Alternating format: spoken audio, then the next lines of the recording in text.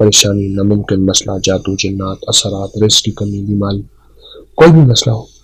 تو روزانہ اس پروگرام کی ایک ریکارڈنگ چلائیں، توجہ اور دھیان سے ذکر دعا میں شامل ہو اور ان مقبول راتوں کا تصور کر کے